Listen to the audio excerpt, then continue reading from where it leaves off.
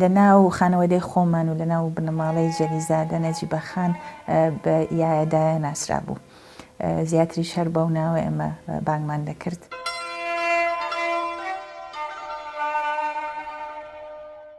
هەموو شتێکی خۆش بوو. ئەو ڕۆژی دەهات ئەمە کەیفمان زۆر دەهات، دریمان پێ خۆش دەبوو.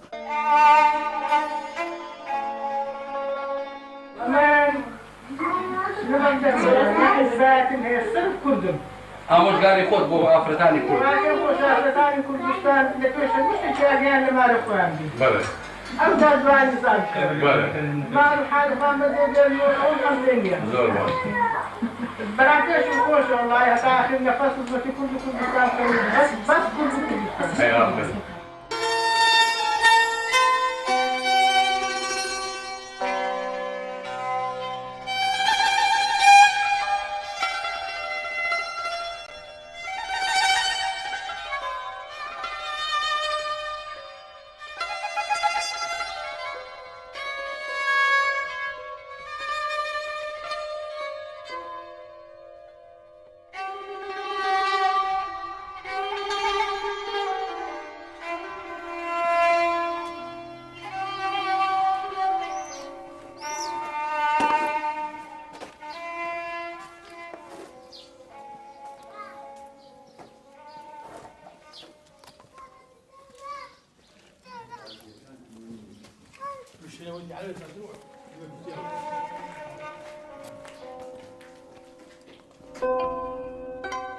ئەمە کە دەهاتین بە منداری دەمدیت نەجیبەخان ڕەحمەتی خوای لێبی لێروکانە ژیانی بەسەر برد لەگەر خوشکانی لەگە براکانی ڕۆژانێک بوو گەش.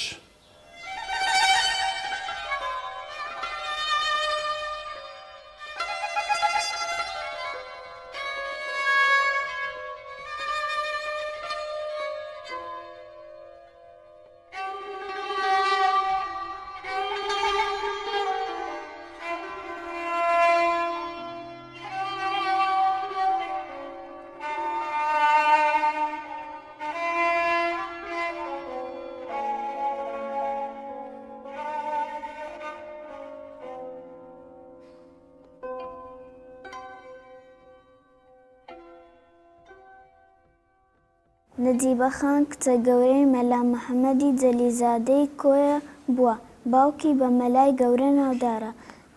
نەجیبەخان لە ڕێکەوتی 1970دا لە گەڕەکی باعیزئاغای شاری کۆیە لەدایک بووە. لەبەر ئەوەی مەلای گەورە زانایەکی بیرمەند و چاوکراوە بووە، گوێی بە تیروتانەی کۆنەپەرستان و نەزانان نەداوە.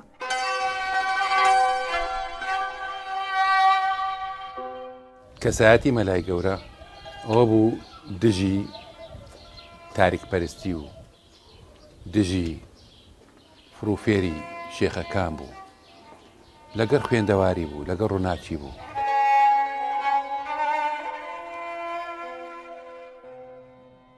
حتا ئەمن کە کوڕی بووم عمرم 10 سالان بوو، ڕۆژێک تەرجەعی نەکردم بچمە مزگەفتێ، تی قوتابخانەکە لۆتو دەزا.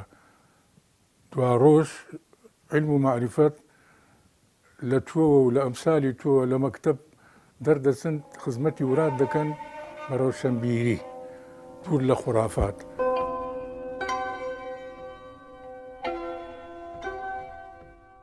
ساڵی 1924 باوکم ناردیە قوتابخانەی کوڕان کە لەگەر کوڕان بخوێنێ. ئەبە و ناردنەی قوتابخانەی سەرەتایی کۆیە بۆ یەکەمین قوتابخانەی تێکەراو لە عێراقێ. ئەمتا لە بەغدایە کورد بە دوایازی دەخۆن، کورد بە دوایازی دەخۆن و چوونە نەجیبەخانی لۆ ناو کوڕان و لەگەر کوڕان بخوێنی. ئەو قوتابخانەیە بۆ یەکەمین قوتابخانەی تێکەڵاو لە هەموو عێراق.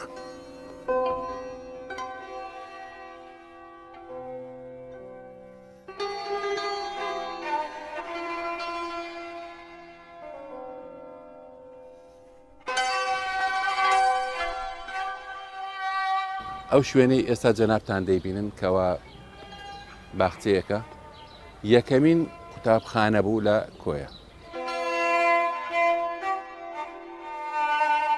داخلکردنی نەجیبەخان بۆ قوتابخانە ڕەچەشکێنی بوو نەک بۆ کۆیە بۆ هەموو ناوچەکە باوەڕ ناکەم لە عێراقیش ئەو کاتە کەسێک هەبوو بیتن من کچی خۆی لەگە کوڕاندا نابی جا مەلای گەورە پێگەی مەلای گەورە ڕێی پێدەدا کە ئەو ئیشەی بکە ئەگە مەلای گەورە نەبا ئێوتیکە بالۆی نەدەچۆ سەرێ ئەوە بوو لێرەوە چرای زانستی هەڵی کرد بە نیسبەت ئافرەتان ئافرەتانی ئەوڕۆ دەتوانین بڕین میراتگیری ئەو چرایانە کە نەجیبەخان هەڵی گرت بوو و مەلای گەورە دایگیرساند لەو شارە.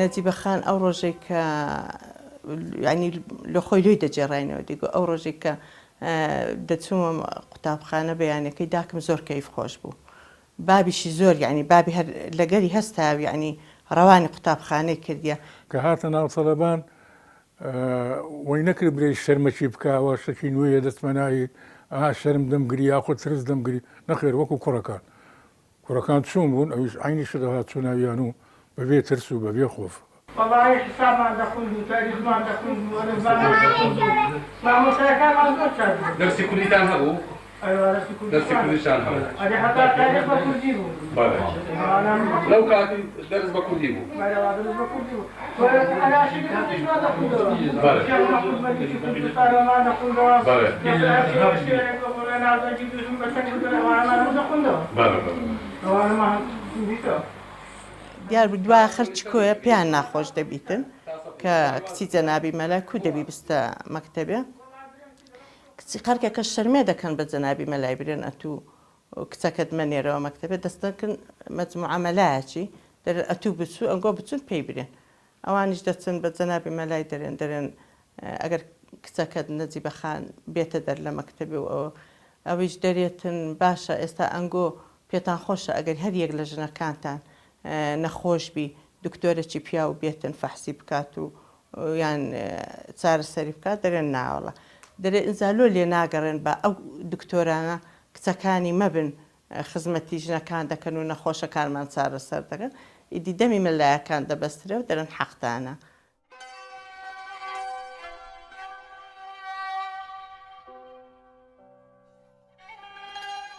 تا پۆلی چەند گەیشتی؟ تا سەفی دوای وازتینە؟ بۆ وازتینە؟ والله درێمکی لەبەر قسەوەکی عارێ من نازانم وازم هینە. لەو فترە هیچ کچ نەهات تەشجیع بن وەکو جەناب بێنە؟ وەختای کە مەلاسەکە فەندی بۆ قازی لە کۆیە ماڵافریکان شێخان دەهاتە کۆیە. دەهاتە مەکتەبێ.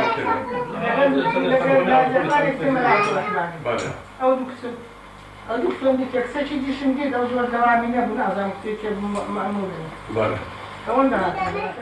هەتا پۆلی چارەمی خوند لە پۆلی چارە هاتە دەرێ خەریکی خوێندنەوە هەر بە خوێندنەوە سەرقال بوو ینی حتا هەموو جارە بابم دێگۆ ئەوە هەموو دیوە لە یەک گەڕەچی بن دێگۆ کا من هەتا لە دائیرەی داهاتمە ئەو پێشە من داهاتەوە دێگۆ چ جەری دەکەت هێنایتەوە یعنی هەموو دەمێ لە خوێندنەوە بوو لە دەهاتە مارێمە کە شەوێ دەبۆ سعات 9 دەچۆ ژۆرەی بە تەنیا مزەکەرات و ئەو ڕۆژەی هەمووی دەنووسیەوە و ئێستاش لە دەفتەری مزەکەراتەکانی ئیشارەت هەیە کە چۆن باخەبەر بوو لە ئیش و کاری دنیاە لە هەموو دنیاە خاصم متابعی حربی عالەمی دووەم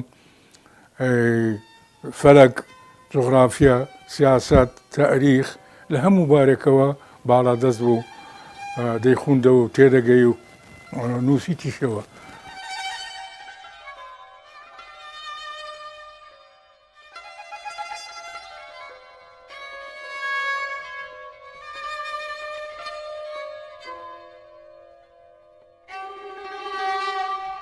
ئەوەی من دەمدیت نەجیبەخان زۆر تینووی فێربوونیشتی نوێ بوو، تینووی خوێندنەوە بوو، زۆرتی کاتی خۆی بە خوێندنەوە ڕادەبوارد، زۆریشی حەز دەکرد کە دایمە ئاگاداری ئەخبار بێ و بزانێت لە دنیا چی دەقەومێ.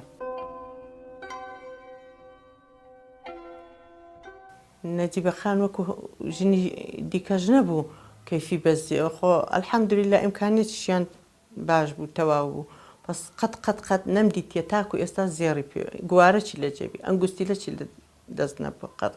ئەمن نەمدیت ڕۆژێک گوارەی لە جێبی، نەمدیت بازنی لە دەستبی، نەمدیت کەمەکی مندارانە بکە ئەوە حوحانەیە ئەوە نازام چییە، نەخێر لەوانە بەدوور بوو، هیچی نەدەکرد. ئەنی هەیئەتی ئەوە خوا دروستی کردبوو کە مێیە بەرام تەبیعەت و ئەو شتانەی هەمووی پیاوانە و نێرانە بوو. بەرام من هەر لە منداریەوە کە پێ گەیشتم هەر لەناو لەگەڵ قڕان بووم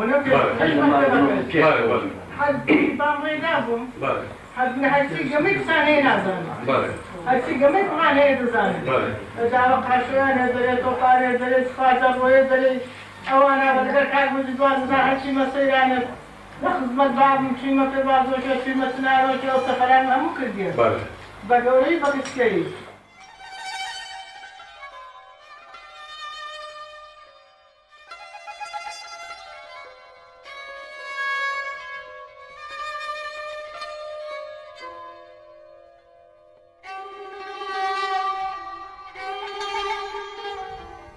ئێرە زۆر یادیگاریمان بیردەێنەوە. یەک لەو یادیگاریانە ئەو دارتوۆیە کە بەدەستی نەجیبەخان پێش 50 ساڵ پێش ئەو ڕۆکە چاندراوە.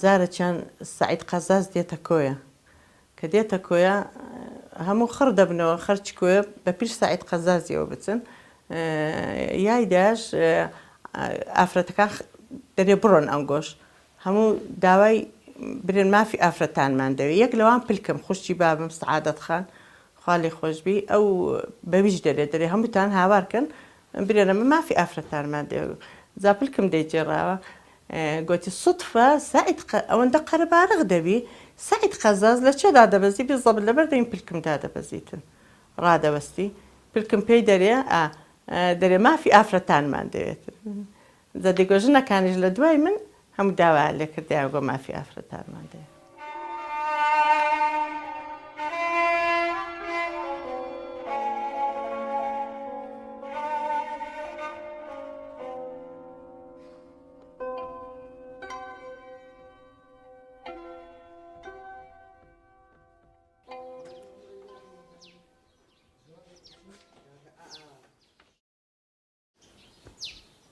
ئەو شوێنش ڕۆژێک لە ڕۆژان قوتابخانە بوو ڕۆژێک لە ڕۆژان نەجیبەخانی جەلیزادە مامۆستایەتی تێدا کردووە و چراکەی لێرە گەشاندۆتەوە و چراکەی بە پێکرایی لێبەجێهێشت.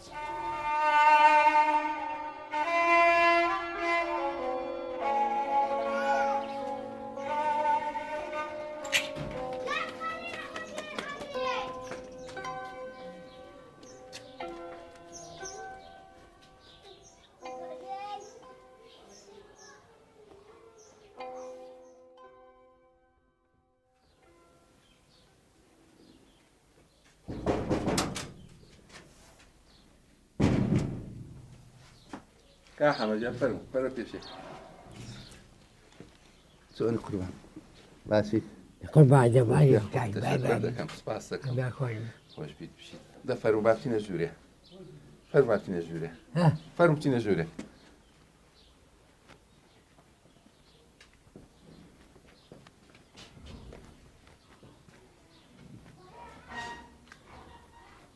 ڕۆی مالەسەب ئەو ئافرەتی وام چاوەسە نەدیوەت نییە هێ من لەسرە خۆم ئەوی تووڕە دەبوت دەسلێم دەکرد چای ما دەکرد چاکی دەکردەوە مداڵە تووڕە دەبوو شەکڕەکە شوای جا ماچی دەکرد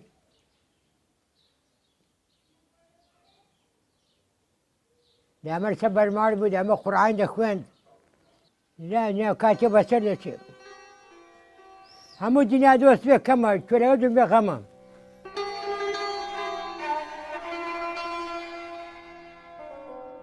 و لە ساڵانی زوشکە لە یەکێتی ئافرەتان بۆ لە 59 یان 60 هەر هەمان هەڵوێستی هەبووە و دای من هەوڵی داوە خەڵک لە دەوری یەکتر لە دەوری کوردایەتی خڕبکاتەوە لای حیزبایەتی ئەو دەورەی نەبوو.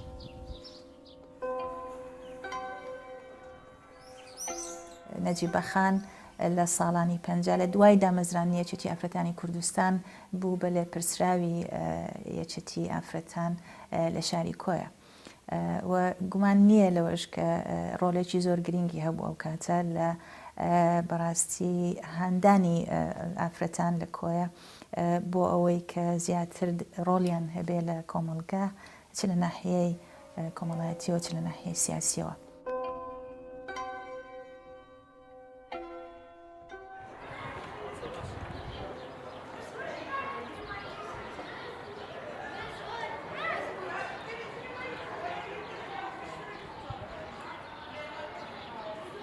ئێستا باسیێکێک لە ئافرەتە بەناوبانگەکانی کورد دەکەین کە نوێنەیە لە مێژووی کورد بە ناوی نەجیبەخانی جەلیزادە. بزانین نەجیبەخان خەڵکی کوێیە، لەکوێ لەدایک بووە، بۆچی ئەو ناوبانگەی دەرکردووە، یان بۆچی ئێستا ئێمە لە ناو کتێبەکەمان باسی نەجیبەخان دەکەین. بزانین چ شتێکی کردووە کە جیاوازە لەوەی کە ئافرەتانی سەردەمی خۆی کردویان.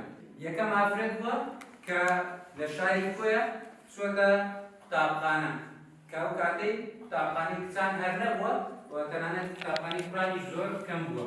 ئەوە نەجیبەخان. ئێستا بزانین خەڵکی کوێیە، لەکوێ لەدایک بووە. بزانین لە خەت یەکەم نووسرا دەڵێ نەجیبەخان کچی گەورەی مەلا محەممەدی جەلیزادەیە. ئێستا نەجیبەخان چی کردووە وا بەناوبانگ بووە، چی کردووە کە خەڵکی پێشخۆی نەیکردووە؟ نەجیبەخانی جەلیزادە. نەجیبەخان کچە گەورەی مەلا محەممەدی جەلیزادە کۆیە بووە، باوکی بە مەلای گەورە ناودارە. نەجیبەخان لە ڕێکەوتی 1970دا لە گەڕەکی باعز ئاغای شاری کۆیە لەدایک بووە. کە ئێمە ژیاننامەی نەجیبەخانی جەلیزادەمان هەیە لە ناو کتێبەکانمان لە قوتابخانی شۆی فادی خوێنین و دیارە حتمما مەبەستێکەیە لە پشت ئەو خوێندنەوە یان بۆ نمونە شارەزابوون لە مێژووی ژیانی نەجیبەخانی جەلیزادە. بۆ نمونە ئێمە دەتوانین سوودی لێوەرگرین بۆ نەوەی داهاتوو یان ئەو نەوەی کە ئێستا لە بەردەستماندا بۆ ئەوەی شارەزابن بە مێژووی میلەتەکەمان و بزانن ئەو یەکێک لەو ئافرەتە ناودارانە بۆ نمونە نەجیبەخانی جەلیزادەیە کە لە سەردەمی خۆیدا تاکە کچ بووە یان بڵێن یەکێک بۆ لەو کچە دەگمەنانی کە چۆتە قوتابخانە و ئەو ڕێی شکاندووە و ڕێی بۆ ئافرەتەکانی دەوروبەری خۆشی خۆش کردووە لە شاری کۆیە.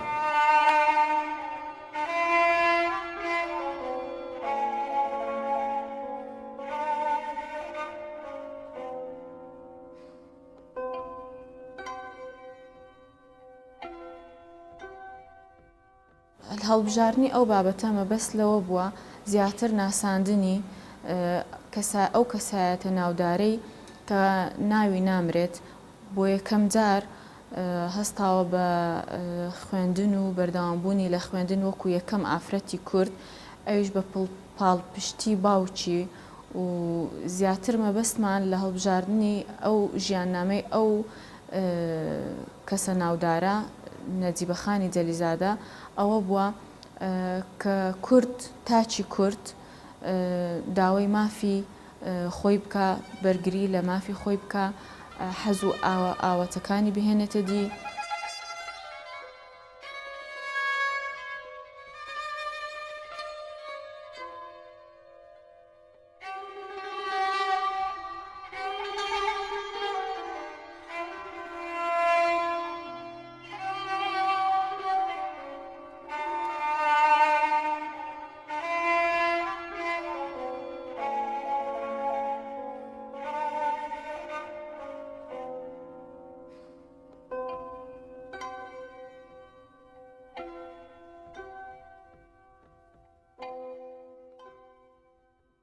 ئەو کاتێک کە من گەڕامەوە کوردستان یەکەم جارم لە ساڵی 1970 دیمەوە ئەو کاتە تووشی نەخۆشی پارکنسنس بوو کە هەواڵی نەجیبەخانمان بیست بەڕاستی ینی زۆر بێتاقەت بووین و شڵەژاین و ئیدی هەموو خڕ بووینەوە و چوینە ماری کاک فاروق لە ماری کاک فاروقی وەفاتی کردبوو. مانجی 6 1992 لە شاری هەولێرێ ڕۆژی دوایە بردمانەوە لە گۆڕستانی دەروێش خدری لە گۆڕستانی جەلیزادان لەوێ بە خاکمان سپارد. پاش بە خاک سپاردنی ڕۆژێکمان پرسە لێرە بوو لە کۆیە 2 ڕۆژ پرسە لە هەولێرێ بوو. ئەو ڕۆژی پرسەی کۆیە کەسایەتیان کانی ئێرە هەموو ئامادە بوون لەوانە مامجەلال بوو. حتا بەدەستی خۆی ئەو خەبەرەی کە دەڵێ نەجیبەخان ڕەچەشچێن بوو لۆ خۆی ئەوەی نووسی لە کوردستانی نوێ ئەوەی من ئاگادار بوو چونکە وێنەکەی لە من داوا کرد. یعنی ئێستاش کە دەچوومە مارە کاک فاروقی جێەکەیم لە پێش چاوی لا ناچیتم لەسەر ئەو جێژ بوو هەر قسەی خۆشی لۆ دەکردین.